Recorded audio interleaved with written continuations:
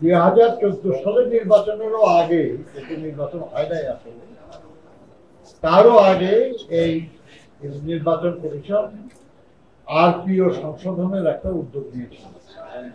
তখন আমরা বিএনপির পক্ষ থেকে যে প্রস্তাবগুলি করেছিলাম, যেটা নিয়ে দেশনেত্রী বেগম খালেদা জিয়ার নেতৃত্বে আমরা নির্বাচন কমিশনে এসেছিলাম, সেখানেও আমরা প্রবাসী বাংলাদেশিদের জন্য ভোটের অধিকার আমরা দাবি করেছি। এরপরে 2016 সালে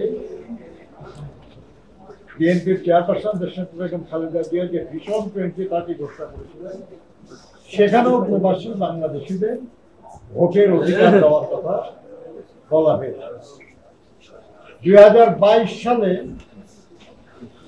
23 সালে বিএনপির পক্ষ থেকে 27 দফা রাষ্ট্র সংস্কার বা রাষ্ট্র কাঠামো মেরামতের রূপরেখা আমরা একটা ঘোষণা করেছিলাম। সেখানেও প্রবাসী বাংলাদেশিদের জাতীয় সংসদ নির্বাচনে যাতে ভোট দিতে পারে সেই ব্যাপারে আমরা প্রস্তাব করেছি, দাবি করেছি।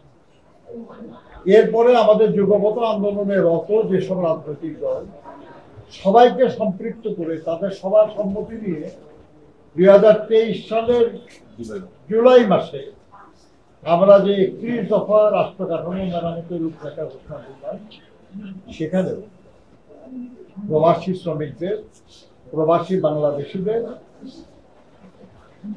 বাংলাদেশের নির্বাচনে অংশগ্রহণ করার অধিকার আমরা দাবি করেছি।